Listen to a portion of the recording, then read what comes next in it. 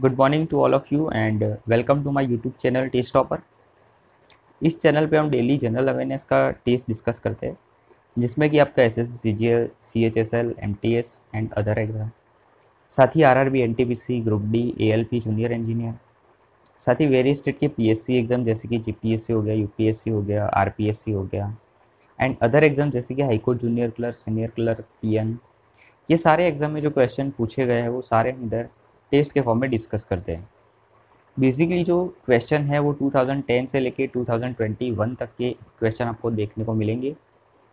और टेस्ट का जो पैटर्न है उसमें डेली के 10 क्वेश्चन होंगे और हर क्वेश्चन पे 10 सेकेंड का टाइमर मिलेगा। एंड जैसे ही पूरा टेस्ट कंप्लीट होता है उसके तुरंत बाद हम उसका डिटेल सॉल्यूशन भी चेक करेंगे। सो नाउ गाइज, आज आपका 5th टेस्ट है। So let's start the test.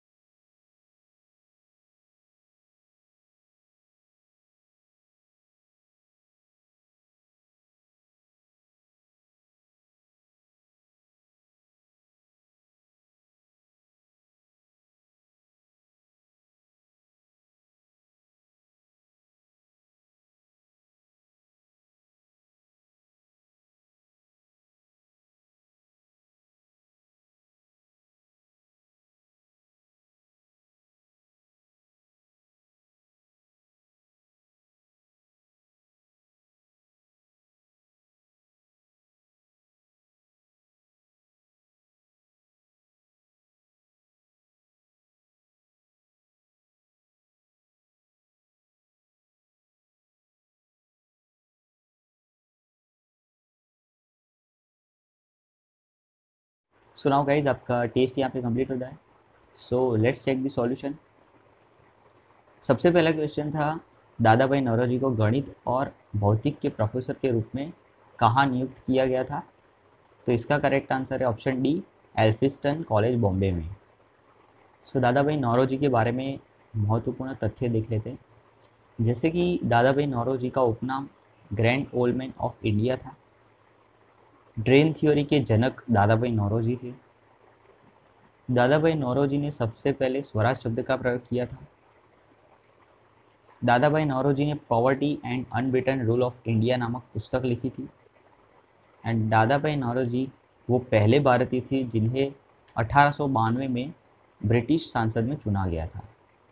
तो ये 5 इंपॉर्टेंट थिंग जो है वो दादा भाई नौरोजी के बारे में आपको याद रखनी है।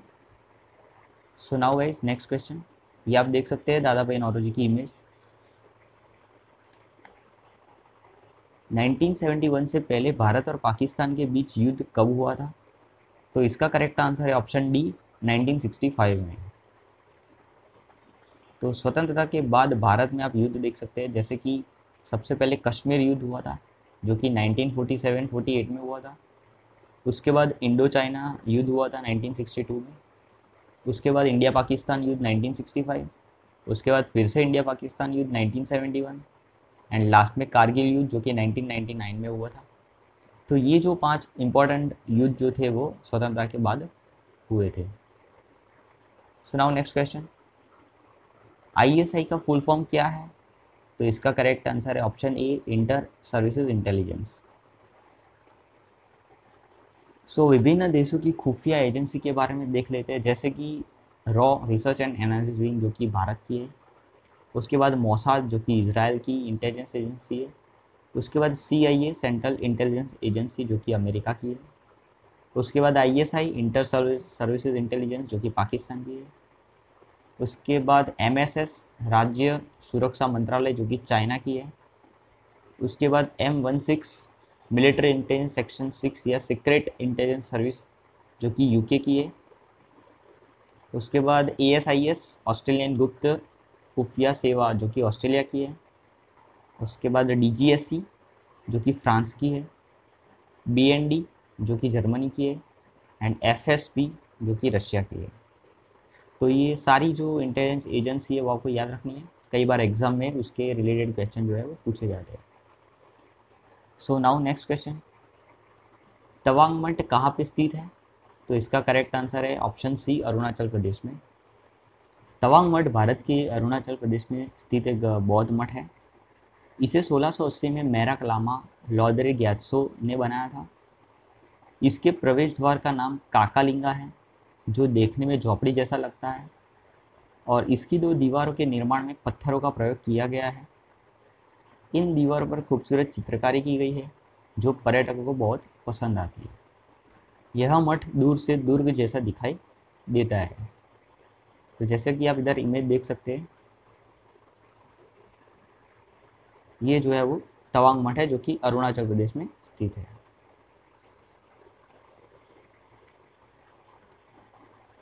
भारत में श्वेत क्रांति के जनक कौन थे? तो इसका correct answer option C, Verghese Kurien.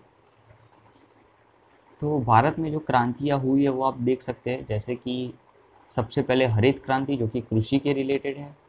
उसके बाद श्वेत क्रांति जो कि दूध और डेयरी के उत्पादन से रिलेटेड है।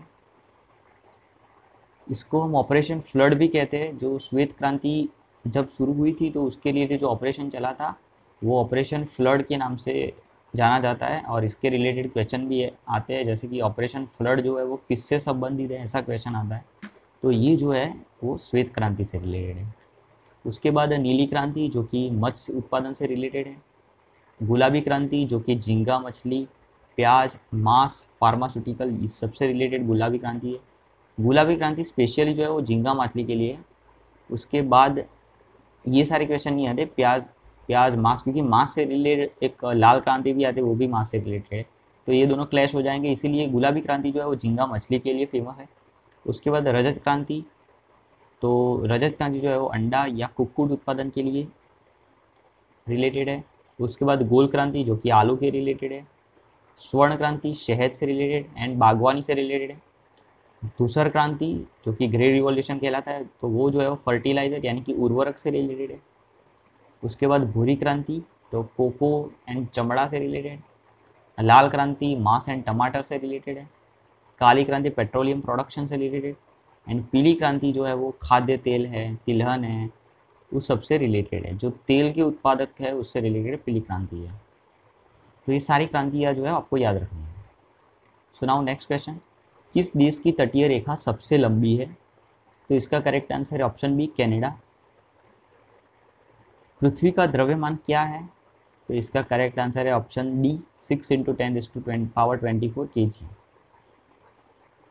तो इम्पोर्टेंट न्यूमेरिकल वैल्यू की जो मैंने इधर लिस्ट बनाई है जो आप लोग को याद रखनी है, जैसे कि एक प्रकाश वर्ष है तो एक प्रकाश वर्ष इज इक्वल टू 9.46 × 10⁻15 मीटर हो जाए। एक newton is equal to 10⁵ dyne. एक joule is equal to 10⁷ erg. एक अश्व शक्ति यानी कि एक horse power is equal to 746 watt. सार्वत्रिक गुरुत्वीय नियतांक यानी कि कैपिटल जी, इसकी वैल्यू 6.67 × 10⁻11 न्यूटन मीटर स्क्वायर पर केजी स्क्वायर। उसके बाद गुरुत्व जनित त्वरण small G is equal to 9.8 metre पर सेकेंड स्क्वायर। एंड एक bar is equal to 10⁵ Newton पर मीटर स्क्वायर। तो ये जो न्यूमेरिकल वैल्यू है कई बार डायरेक्टली क्वेश्चन में आती है, या फिर कोई न्यूमेरिकल क्वेश्चन जो आता है उसको सॉल्व करने में ये जो वैल्यू है वो बड़ी इंपॉर्टेंट होती है। तो ये आपको याद रखनी है वैल्यूज़। नेक्स्ट क्वेश्चन, किस अवस्था में ध्वनि की गति सबसे अधिक होती है? तो इसका करेक्ट आंसर ऑप्शन है सॉलिड में। तो ध्वनि की गति जो है वो हर पदार्थ में भिन्न होती है, जैसे कि आमतौर पर ध्वनि गैस में सबसे धीमी गति से चलती है, तरल पदार्थ में तेज, और ठोस पदार्थ में सबसे तेज गति होती है। तो ध्वनि की गति जो है वो ठोस पदार्थ में सबसे तेज होती है। अब ध्वनि की गति जो है वो हवा में 343 मीटर पर सेकेंड है, ये आपको याद रखना है। ये एग्ज़ाम में पूछा जाता है कि ध्वनि की गति हवा में कितनी है, तो 343 मीटर पर सेकेंड। मीटर पर सेकेंड है, वो भी आपको याद रखना, क्योंकि कई बार ये लोग यूनिट में भी चेंज करके दे देते हैं ऑप्शन में। तो ध्वनि की गति हवा में 343 मीटर पर सेकेंड है। Okay, yes. तो नेक्स्ट क्वेश्चन, दयानंद सरस्वती किस संगठन के संस्थापक थे? तो इसका करेक्ट आंसर है ऑप्शन सी, आर्य समाज के। तो दयानंद सरस्वती से जुड़ी कुछ महत्वपूर्ण बातें देख लेते हैं, जैसे कि दयानंद सरस्वती का मूल नाम जो था वो मूलशंकर था, और उनका जन्म जो है वो 1824 में हुआ था। उन्होंने वेदों का अनुवाद किया था और 3 पुस्तकें लिखी थी। सबसे पहले सत्यार्थ प्रकाश, उसके बाद वेद भाष्य भूमिका, एंड थर्ड थी वेद भाष्य। तो ये तीनों बुक जो है वो दयानंद सरस्वती से रिलेटेड है, और उन्होंने महादेव गोविंद रानडे की मदद से आर्य समाज की स्थापना की थी। तो ये 3 जो फैक्ट्स है वो दयानंद सरस्वती से रिलेटेड है, जो कि आपको याद रखनी है। नेक्स्ट क्वेश्चन, अजातशत्रु जो हर्यक वंश का शासक था वो किसका पुत्र था? तो इसका करेक्ट आंसर है ऑप्शन बी, बिंबिसार का। इधर मैंने मगध एम्पायर के बारे में पूरा डिटेल बताया, जैसे कि मगध एम्पायर में सबसे पहला एम्पायर था हर्यंक का एम्पायर। उसके फाउंडर थे बिंबिसार, और उनकी कैपिटल थी राजगीर, लेटर में पाटलिपुत्र बन गई थी। उसके बाद आता है उदयन एम्पायर, उसके बाद शिशुनाग एम्पायर, उसके फाउंडर थे शिशुनाग, और उनकी कैपिटल थी राजगीर, वैशाली, एंड लेटर में पाटलिपुत्र बन गई थी। उसके बाद नंद एम्पायर, तो नंद एम्पायर के फाउंडर थे महापद्मनंद, और उसकी जो कैपिटल थी वो थी पाटलिपुत्र। उसके बाद मौर्य एम्पायर, तो उसके फाउंडर थे चंद्रगुप्त मौर्य, और उनकी कैपिटल भी पाटलिपुत्र थी। उसके बाद शुंग एम्पायर, तो उसके फाउंडर थे पुष्यमित्र शुंग, और उनकी कैपिटल भी पाटलिपुत्र थी। उसके बाद कान्वा एम्पायर, तो कान्वा एम्पायर के फाउंडर थे वासुदेव, और उनकी कैपिटल थी पाटलिपुत्र, और बाद में विदिशा भी थी। पाटलिपुत्र और विदिशा दोनों ही थी। उसके बाद सातवाहन एम्पायर आता है, तो उसका फाउंडर था सिमुक। उसके बाद गुप्त एम्पायर, उनकी कैपिटल पाटलिपुत्र थी। एंड लास्ट में आता है पाल एम्पायर, तो उनके फाउंडर थे धर्मपाल। तो ये पूरा जो था वो मगध एम्पायर था। हरियंक का एम्पायर से लेके पाल एम्पायर तक, पल या पाल एम्पायर तक जो था वो पूरा मगध एम्पायर था। अब जो क्वेश्चन था वो था हरियंक का एम्पायर से रिलेटेड था। तो हरियंक का एम्पायर में फाउंडर बिंबिसार था। बिंबिसार का जो लड़का था उसका नाम था अजातशत्रु, और अजातशत्रु का जो लड़का था वो था उदयन। अब अजातशत्रु था वो अपने पिता को मार के ही गादी पे आया था, और वैसे ही उदयन था जो कि अजातशत्रु का लड़का था, वो भी अजातशत्रु को मार के गद्दी पे आया था। तो ये जो हरियंक का एम्पायर है उसको कई बार पितृनाशक एम्पायर भी कहते हैं, क्योंकि ये लोग जो थे वो अपने पिता को मार के ही गद्दी पे आए थे। तो हरियंक का एम्पायर जो है वो पितृनाशक एम्पायर से भी जाना जाता है। ये क्वेश्चन भी कई बार एग्जाम में आता है। सो नाउ गाइस, आपका टेस्ट यहाँ पे कंप्लीट होता है। So thanks for watching this video. अगर आपको वीडियो अच्छा लगा हो तो प्लीज़ यार वीडियो को लाइक, शेयर एंड सब्सक्राइब ज़रूर करो, और थैंक यू सो मच।